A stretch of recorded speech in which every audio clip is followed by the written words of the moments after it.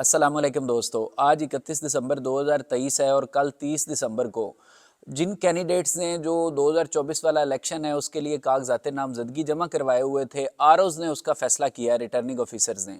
और पाकिस्तान तहरीक इंसाफ के 90% कैंडिडेट्स के कागजात नामजदगी मुस्तरद कर दिए गए हैं। तो आज हम सूबा वाइज देख लेते हैं, प्रोविंस वाइज, कि कौन से सूबे में कौन कौन से पाकिस्तान तहरीक इंसाफ के बड़े रहनुमाओं के कागजात मुस्तरद किए गए हैं। तो पंजाब से और लाहौर से शुरू करते हैं। लाहौर में जनाब जो बानी है पाकिस्तान तहरीक इंसाफ के, इमरान खान, उन्होंने कागजात नामजदगी जमा करवाए थे, उनके कागजात मुस्तरद हो चुके हैं।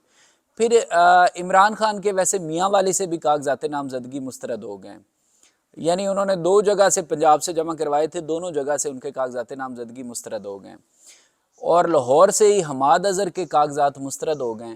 फिर अगर हम लाहौर से नॉर्थ पंजाब की तरफ चले जाएं तो आता है गुजरात। गुजरात से चौधरी परवेज़ इलाही के कागजात नामजदगी मुस्तरद हो गए और इनके बेटे मुनस इलाही ने कागजात जमा करवाए थे, उनके कागजात भी मुस्तरद हो गए। फिर इनकी बीवी कैसरा इलाही ने कागजात जमा करवाए थे, उनके कागजात भी मुस्तरद हो गए।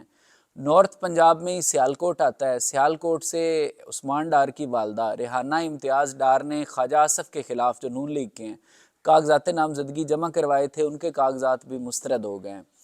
और इनकी बहू हैं जो उमर डार की बीवी हैं, रूबा डार, उन्होंने भी ख्वाजा आसफ़ के ख़िलाफ़ ही कागजात नामजदगी जमा करवाए थे, उनके भी कागजात मुस्तरद हो गए। फिर अगर हम लाहौर से पहले हमने नॉर्थ पंजाब की तरफ देखा, बल्कि नॉर्थ पंजाब में जुल्फ़ी बुखारी ने अटक से कागजात जमा करवाए थे, उनके कागजात भी मुस्तरद हो गए।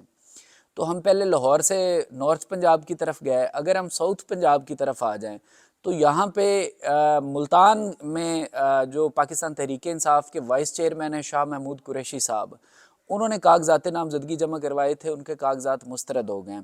फिर उनके बेटे ज़ैन कुरैशी के कागजात भी मुल्तान से ही मुस्तरद हो गए और इनकी बेटी मेहरबानो कुरैशी के कागजात नामजदगी भी मुल्तान से मुस्तरद हो गए। उसके बाद अगर हम सूबा खैबर पख्तूनख्वा में देखें तो यहाँ पे जनाब सवाबी से असद कैसर के कागजात मुस्तरद हो गए और सवाबी से ही शाहराम ताराकई के कागजात मुस्तरद हो गए। उसके बाद मानसहरा से आज़म सवाती ने कागजात नामजदगी जमा करवाए थे और ये इलेक्शन लड़ना चाह रहे थे नवाज शरीफ के ख़िलाफ़, क्योंकि मानसहरा से ही नवाज शरीफ ने भी कागजात जमा करवाए। तो यहाँ से आज़म सवाती के कागजात मुस्तरद हो गए और मर्दान से अली मोहम्मद ख़ान के कागजात मुस्तरद हो गए और सवात से मुराद सईद के कागजात नामजदगी मुस्तरद हो गए।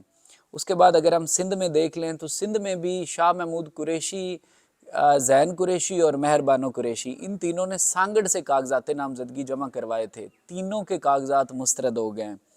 उसके बाद जो सिंध पीटीआई के सदर हैं हलीम आदल शेख, इनके कागजात मुस्तरद हो गए। फिर साबका एमपीए खुरम शेर जमान, इनके कागजात नामजदगी मुस्तरद हो गए। और सिंध से कराची से अगर हम बात करें तो सैफुर रहमान महसूद के कागजात मुस्तरद हो गए, फ़हीम ख़ान के कागजात मुस्तरद हो गए और आलमगीर ख़ान के कागजात भी मुस्तरद हो गए कराची से। उसके बाद सिंध में जीडीए एक पार्टी थी जो पिछली हुकूमत बनी थी उसमें, और जीडीए की तरफ से एमएनए थी फहमीदा मिर्ज़ा। तो फहमीदा मिर्ज़ा पीटीआई की तरफ से तो इन्होंने नहीं करवाए थे कागजात नामजदगी जमा, लेकिन ये क्योंकि पिछली हुकूमत में पीटीआई के इत्तेहादी थे तो फहमीदा मिर्ज़ा के भी कागजात नामजदगी मुस्तरद हो गए और इनके जो खामंद हैं जुल्फ़कार मिर्ज़ा, उनके भी कागजात मुस्तरद हो गए। अगर हम बलूचिस्तान की बात करें तो कासम सूरी के कागजात मुस्तरद हो गए और सालार काकड़ साहब ने क्वेटा से कागजात नामजदगी जमा करवाए थे पीटीआई की तरफ से और इनके भी कागजात मुस्तरद हो गए। आदल बनोजई साहब हैं, इन्होंने भी पीटीआई की तरफ से कागजात जमा करवाए थे बलूचिस्तान में, इनके भी कागजात नामजदगी मुस्तरद हो गए। और उसके बाद सरदार अख्तर मैंगल, ये भी पीटीआई के तो नहीं है लेकिन ये एक बहुत बड़ा नाम है और इनके भी कागजात नामजदगी मुस्तरद हो गए। तो जैसे मैंने शुरू में कहा था कि 90% पाकिस्तान तहरीक इंसाफ के रहनुमाओं के कागजात नामजदगी मुस्तरद हो गए।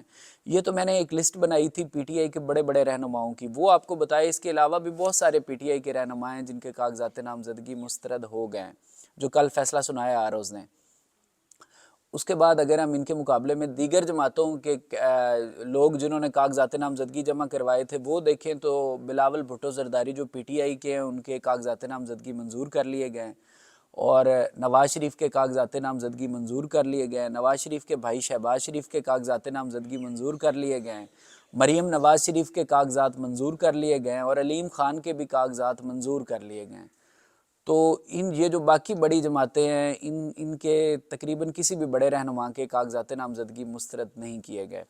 اب اگر وجوہات پہ آ جائیں کہ وجہ کیا بنی ہے، تو جو وجوہات بتائی ہیں زیادہ تر کیسز میں جو ریٹرننگ آفیسرز ہیں انہوں نے جو وجوہات بتائی ہیں وہ یہ بتائی ہیں کہ پی ٹی آئی کے یہ جن لوگوں کے انہوں نے کاغذات نامزدگی مسترد کی ہیں وہ یہ وجہ بتائی ہے کہ ان پر ایف آئی آرز ہیں، اور کچھ کے بارے میں لکھا ہے کہ وہ مفرور ہیں، اور جو جیل میں پکڑے ہوئے ہیں ان کے بارے میں صرف یہی وجہ دی ہے کہ کیونکہ ان پر ایف آئی آرز ہیں اسٹیٹ کے خلاف ایکٹیویٹیز کی، تو اسی لیے ان کے کاغذات مسترد کیے جاتے ہیں۔ اب اس کے بعد جو پاکستان تحریک انصاف ہے انہوں نے اور زور شور سے کہنا شروع کر دیا کہ ہم پہلے ہی کہہ رہے تھے کہ یہ ڈپٹی کمشنرز اور اسسٹنٹ کمشنرز الیکشن نہیں کروا سکتے، کیونکہ آر اوز بنایا گیا ہے ڈپٹی کمشنر اور اسسٹنٹ کمشنر کے آفیسز کو، تو انہوں نے کہا ہے کہ یہ جو آفیسز ہیں یہ الیکشن فیئر اینڈ فری نہیں کروا سکتے، تو جو عدالتیں ہیں ان کو آر اوز جج ہونے چاہیے، مطلب جو ججز ہیں ان کو آر اوز ہونا چاہیے مقرر ریٹرننگ آفیسرز۔ تو یہ دوبارہ سے انہوں نے کہنا شروع کر دیا، اور ان کے یہ جو کاغذات نامزدگی مسترد ہوئے ہیں اب یہ ٹربیونلز میں پہلے چیلنج ہوں گے اور اس کے بعد یہ ہائی کورٹس میں جائیں گے، اور اگر ہائی کورٹس میں بھی انہیں ریلیف نہ ملا تو پھر یہ سپریم کورٹ میں جائیں گے، اور لگتا یہی ہے کہ پاکستان تحریک انصاف کے زیادہ تر رہنماؤں کے کاغذات نامزدگی بحال ہو جائیں گے، ان کے نومینیشن پیپرز کورٹ کے فیصلے کے بعد فائل ہو جائیں گے۔ تو یہ آج کی تازہ ترین صورتحال ہے 31 دسمبر 2023 کی۔